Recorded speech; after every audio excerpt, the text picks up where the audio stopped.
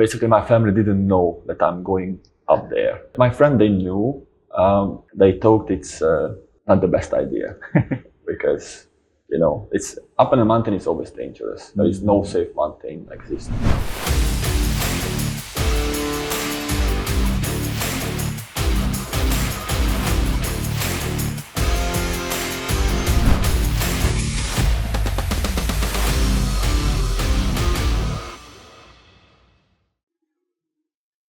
Welcome to the Signature TalkCast, a platform where we always bring new perspective to you. The topic we're going to discuss today is about reaching new height, conquering Mera Peak. I trust that this episode will bring new insight to you from our guest speaker who has successfully climbed the highest trekking peak in Himalayan region and reached to the Mera Peak. Without further ado, let's meet our guest speaker. He is a Hungarian who has lived in Cambodia almost 9 years and is soon to be a commercial pilot. Please welcome Mr. John. Welcome, Mr. John. First of all, could you please share a little bit about yourself? Yes, so my name is Janos. Most people know me as John. I'm living in Cambodia since 2016. I worked in several industries in Cambodia. I only lived in Phnom Penh and I fall in love with this country. So this became my home. And right now I'm doing a commercial pilot license in Hungary, but I still choose to live in Cambodia. So I'm flying back and forth between Hungary and Cambodia. I see. So can you tell me one thing that you like the most about Cambodia? Probably the people. They are the kindest and loveliest people in the world, I believe. I see. So how about mountaineering? That is the term about how we go on a mountain, right? So how did you get into mountaineering? Well, basically I love the nature and I love the outdoors. So mostly when I traveled in Europe, it's very accessible to climb mountains, smaller, and you start first in smaller mountains and then later on you want to conquer higher and higher mountains. And once I reached one of the highest mountains in Europe, I felt like I want to go higher. So I had to go to the Himalayas to try how is the high altitude climbing is, and this is how I end up in Mera Peak. I see. So I believe that Himalayan is very famous about their height of the mountain, and also the things up there when we go up there is very challenging. And yes, first of all, I also would like to congratulate to you that you successfully climb up there and come back safely. Thank you very much. Yes, thank you. So another thing, I believe that you bring Cambodian flag up to the Mera Peak. So can you tell me what inspired you to bring Cambodian flag up there? Yes, I did. So for me, I felt like I will go there anyways. And I just want to pay my tribute to Cambodian people. And maybe I can inspire some local Cambodian climbers to start mountaineering more and explore outside of Cambodia as well and climb a few mountains. And I hope that I can make few Cambodians happy by carrying the flag up there. And I just want to say thank you to people. Thank you as well. Because you live here for almost 9 years, I believe that here is your second home, and I believe you also can speak Khmer as well, right? Yes, a little bit. I'm not fluent, but I can speak a little. Yes, thank you so much. And I'm also very proud that you bring Cambodian flag up to the Mera Peak. So before you go, you have a lot of preparation, right? So what kind of physical and mental preparation that you need to prepare before you go to Nepal? Well, basically, the one thing you really can do is physical exercises. So you need to do a lot of cardio exercise to keep your blood pressure high and train like that, which is you're preparing your body for the altitude and a lot of work you will do up on the mountain. However, for mentally, I don't think you really can prepare yourself because it's every time you go to a mountain, every time is different. Every mountain is different and every minute will be different. So it's not really can prepare, but what I did is more about securing everything. I found a good insurance company. I had a good insurance. I prepare everything to be as well prepared as possible. So I feel safer, and I think I did the part to ensure and everything's go well as I planned. And also the physical, how about the support? Did you get a lot of support from your family or from your friend here in Cambodia before you go? Well, basically, my family didn't know that I'm going up there. Really? They thought that I just go for a normal hike because I don't want to make everyone worried. So just didn't really tell them. I prepare everything in advance, but they didn't know that I go to climb the mountain because they would be worried. So I prefer not to tell anyone. But your friend? My friend, they knew.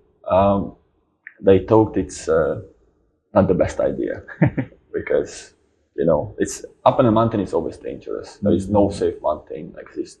So especially if you go to high altitude, and it's like, I would say it's very high, 6,500 meters, you don't know how your body will react. And that is the risk of, experiencing something completely new for yourself, and it can be dangerous. I see. But I believe you also do a lot of research and contact with the local climber over there already about the preparation when you go up there, what are the material and everything, right? Yes, of course. So I had a Sherpa, and the company, they provided me the gear list I need to get and how should I prepare myself. Yes, it is true. I did. And the training also, you can find it online, that what is the best exercise you should do. Of course, basically it's running. So you need to run a ton. So you need to run a lot. However, other things also, which is cardio, like I play basketball. It also helps me to keep my cardio well. And some exercise just to make yourself in shape. Also, don't need to forget about your upper body because it also helps you when you climb, especially in a steeper part of the mountain. I see. So when you prepare about your physical, your cardio, running, also the insurance and all the document preparation and also the gear, then you fly to Nepal, right? Correct. Yes. So can you walk us through your experience of climbing the Mera Peak, like from the start to finish? Yes. So first, when I arrived to Kathmandu, it was not the best time because there was floods all over Nepal and hundreds of people lost their life, unfortunately. The airport I supposed to go, it's being damaged by the floods as well. So all the flights to Lukla was cancelled. So I was stranded in Lukla, in Kathmandu, and I had to take the helicopter to Lukla. And after taking the helicopter to Lukla, we started our trek up to Kare. Kare is the highest point of the trek. And the way there, it was gorgeous. It was challenging. It's also beautiful views. You meet so many new things, especially the Sherpa culture. It's very, very new and very interesting. So, the Sherpas are an ethnic group, exist only in the Himalayas. Yes. And they are Buddhist people, same as Cambodians. But their Buddhism is quite different a bit. And their culture is also very, very, that's very different. They live in the mountains. It's a very remote area. They not really have access to internet or any outside world. So they are just different. They're very pure people, very, very strong. And I would say they're very friendly. And they're very strong. I see. So when you take the flight from Kathmandu to Lukla, you take the helicopter, right? So Yes. When you arrive in Lukla, you meet a lot of local people who is Sherpas. And then how long do you stay there? So in Lukla, I just stay probably 10 minutes. I see. So I didn't stay. So when we arrived, get our backpack and the way go to the first village on the route, and then we start to climb up. So the Mera Peak trek actually is the most remote trek. There is no suspension bridges. So every time you need to pass a valley or a river, you need to go up and down, up and down. So it's more challenging than, for example, if you go to Everest Base Camp trek, there is very well maintained roads and it's just like walk in a park. But the way to Mera Peak is very remote and it's not well maintained at all, which is, I think it's, for me, it's more, I like it more because I don't really like when something is already there, like especially roads. Yeah. I think it's nothing shouldn't be in the mountaineering like that. Yeah. But in Nepal, it's different because Nepal, biggest tourism comes from mountaineers. So they really try to make the treks Yes. as well maintained as possible, which I can understand. However, some places become too commercial, especially like Everest. It's unfortunately it's very over commercialized and it's just so crowded. And I don't think that can be enjoyed anymore. I see. So how long did you take from Lukla to up to the summit? Like how long does it take? So it's total 18 days. 18 days. Well, there is two parts of the whole trek. So there is a trek part, and then there is an expedition climbing part. So from Lukla to Kare, which Kare is 5,200 meters, that stopped the trek. And from Kare up to high camp and then to the summit, there is the expedition part or the climbing part. When you summit Mera Peak, which is 6,476 meters, the top. So from Kare you go to high camp, and from the high camp you go to the summit. It's around more than 1,500 meter elevation gain, which is a lot. For your body, that is very hard to adjust because it's too fast. You shouldn't gain more than 300 meters a day in good conditions, but sometimes you need to increase that, especially like what else we did. Sometimes we had to ascend 900 meters, which is very hard, and you feel dizzy, you have headaches, and this is altitude sickness. However, there are mild symptoms are still okay, it's manageable, but some people, they get very severe altitude sickness, had to be rescued by helicopter. Some people got frostbite, lost their toes, their fingers. So there are some challenges, unfortunately. I see. So the total trekking is 18 days. Yes. And you mean that the trekking is like the way is not really steep, but it's like up and down. And then the expedition is the one that very challenging and you need to steep up there. Is that correct? No, actually the way up to Kare, it's quite steep, some sections. But of course, the hardest part is the summit. So the summit day is the hardest because the elevation. So you are in over 6,000, you really feel the elevation. For me, under 6,000 meters wasn't that difficult, but over, I can just feel like I passed the 6,000 meters because it was so hard to move. It was, I just tried to, I was breathing so fast, I couldn't catch my breath, and I just walking slowly and try to reach the summit. But just keep going, and I don't know, when the sun come up, I felt more energized, and I start to see around, all the slopes, and after that it was okay. That was the time just when we reached the summit, around 6 a.m. around, and way back it was easier, but still it was a very long day. It was around 30 hours from high camp back to Kare.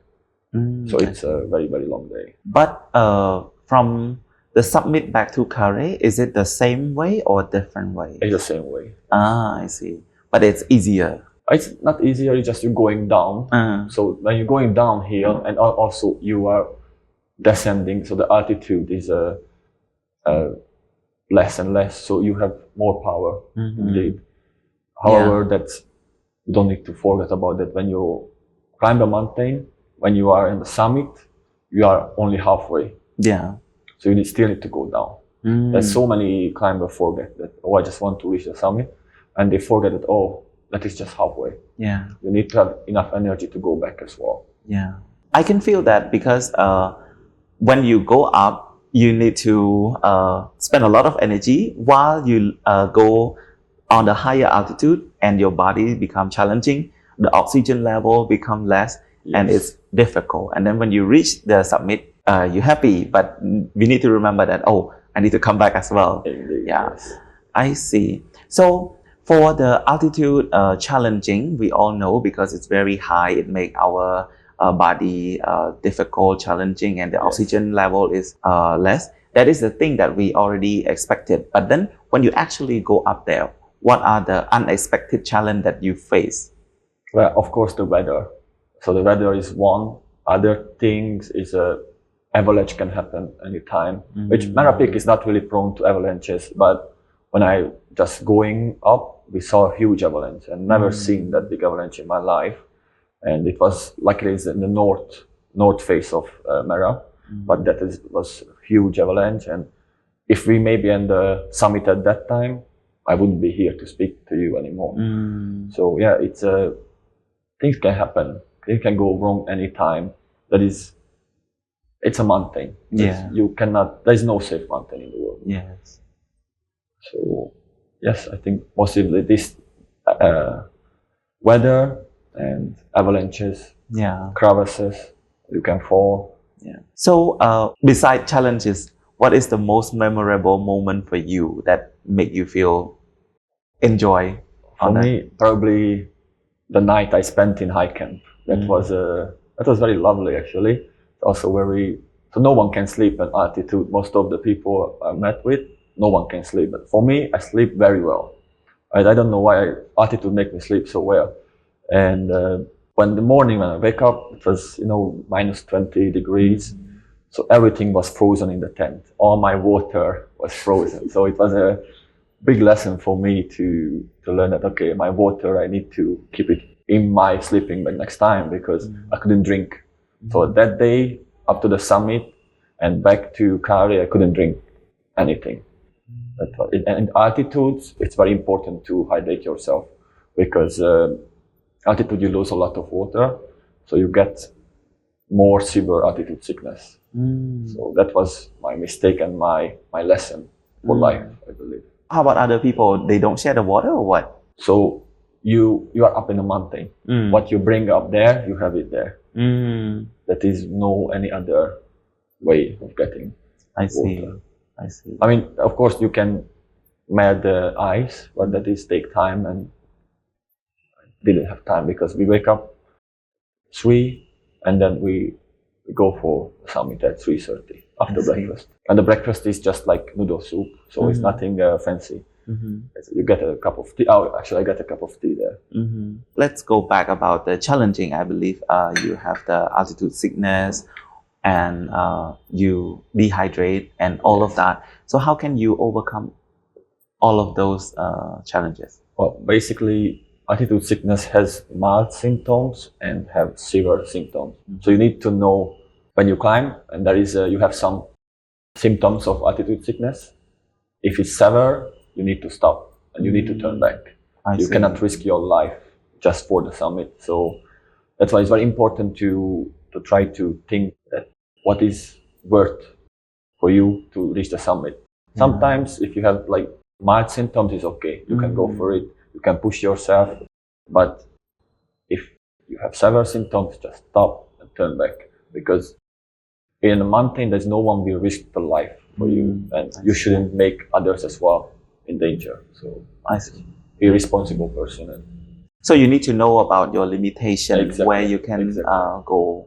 But then it's really difficult because when your body get the severe symptom about the altitude sickness, I believe maybe you cannot think straight and maybe you think that, oh, I come this far, should I go forward or should I stop? Like how would you balance your mental during that time? Well, this is all about you need experience. So you cannot go high in the first time. First you start in smaller mountains and going up and up. So your elevation gain is, you get a little bit. So you somehow being exposed to altitude more and more. You go 4,000 meters, you get a little altitude, you know what to expect. And then when you go higher and higher, you will know what is normal and what is not. So when it's not normal, you need to be strong enough to say no. And that is one thing that in the mountain, you need to be an adult. There is no one will holding your hand to take care of you, only you. So talking about when you reach up to the summit, what was the most rewarding moment for you when you reached to the summit? Probably seeing the Everest and my favorite mountain, Nuptse, Lhotse, Makalu, is the tallest mountains in the world. So it was rewarding. It's beautiful. I would never forget that moment. Because when I climbing, I was back to the Everest, and I not really look back. I never even think about looking back. And then just when I go to the summit, I turn and I see the Everest and all the view. And that was the first time I really see the view, because up when I from high camp to the summit, I not really see anything. Just go. Come back to the safety, because I believe it's very challenging, a lot of things, and you prepare a lot of gear. So how did you ensure your safety when you go up there? Well, basically, I climb with a Sherpa, which is for me was very important to have a guide who knows the mountain well, and that's for me give the security. Other than that, you cannot really prepare more. You need to have the proper gear, of course, because some people they lost their toes because of they didn't have the proper boot. They lost their finger because they didn't have the proper gloves. So there are things you need to focus on, but I think the most important to have a proper guide. And other than that, you not really can influence. Is there any moment that you feel that the safety need to be compromised, or it's like, oh, it's the limit, it's your limitation already? Well, when I'm going up to the summit, over 6,000 meters, I felt like a very hard, very heavy headache. And it's just like someone is hitting the drum continuously. And that was probably the time I stopped a little bit and take a big breath, like, can I go? Can I go? Maybe should I turn back? And I was thinking, maybe 1 minute, I said, okay, I still can go. And after that, actually, it just went away. Right? And also one time, my right hand fingers, I couldn't feel them. So I was worried that maybe I got frostbite. So I have to take off the gloves and check my fingers. And then after I massage a little bit, the feeling come back. So it was okay. I see. But it's a cold.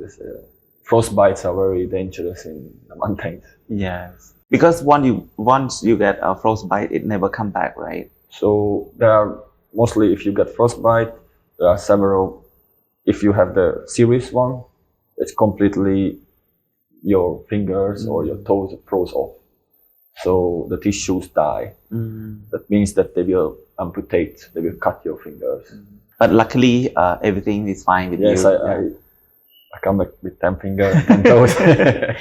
Back to the local people, because before you go up there, there's a lot of villages and also the Sherpas that are going with you as a tour guide. So how did the local culture over there influence your experience? It was very interesting to see people living in the mountains in these remote areas. They are being so humble, so simple, but very, very good guests. They have so warm heart, and they've been so helpful all the time. And to see them to be living this simple but very hard life up in the mountain, it was so inspiring that we live in a city. We have everything. We have internet. We have any kind of food you wish for. And up there, it's just what they limitly have, There's like, they have some vegetable, sometimes just noodle, whatever, they eat that. And they have so hard life. If they want to meet their neighbors, maybe they need to walk 2-3 hours up the mountain or down. It's very hard. It's not just like living in a village. It's more remote. It's very far. I see. How about for you as the climber, how did you contribute to the environment and the local culture over there? So, well, basically, I had the idea to whatever waste I take, I will bring it back. So I did. All the plastic, all the waste I made, I collect it in a plastic bag and bring it back to Lukla. So I didn't leave any waste there, which I think is very important, because in the mountains there is no any other option to clean. And I don't want to see that beautiful environment to be dirty. So I think we should all take care of the nature and collect the trash. And I believe that as a climber, when you go there, you hire the local people as a guide, so they have the income for their living, because it's very remote area, and I believe their education also limited. What they can do is just live there and do the job as the guide for the summit, right? Yes, you are right. For them, that is all about the mountain. It's all about tourism. So for them, if there is no tourist, there's no job. And whatever you can buy up there on the mountain, they carried by people. And you see the porters, they're carrying 25 kilo, maybe, Coke or water or different sweets from Lukla up to 5,200 meters, for example, which takes for them 2 weeks, and they need to carry all. And it's more expensive, but you are happy to pay for it because you know that you are supporting the local. I see.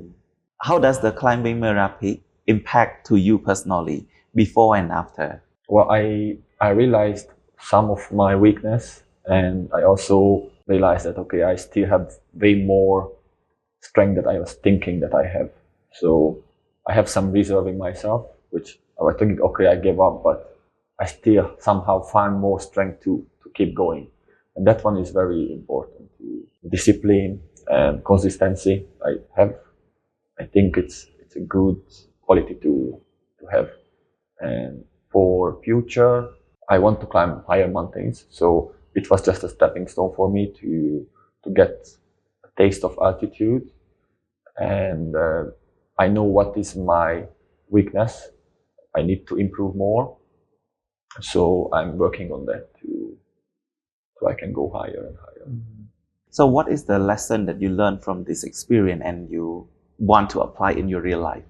So basically, to be thankful what we have, because some basic things in our life, actually, it's a very luxury to other people. Just a warm shower, a clean room, a warm room. Is basic things for us. For others, it's their dream.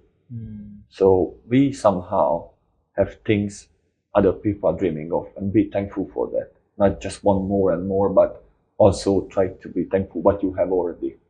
And I think that is important. I see. So what is your advice to people out there who also want to try the Mera Peak? What would you advise to them? I would advise them that go for it, but make sure that you were prepared. So start smaller and then go higher. Don't try to go very high fast.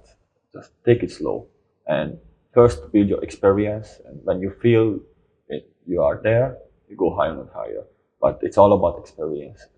You cannot rush things. So step by step, and you will be there. I see. Okay, so thank you very much, Mr. John, for today's sharing. And on behalf of APD Bank, I would like to appreciate your sharing today, that you bring new insight and especially your experience to the Mera Peak from the start till the end. And I believe that this is the very inspiring story for others to believe and to achieve in what they believe in. As of now, I am Molivan and John. Thank you, and we are looking forward to seeing you in the next episode.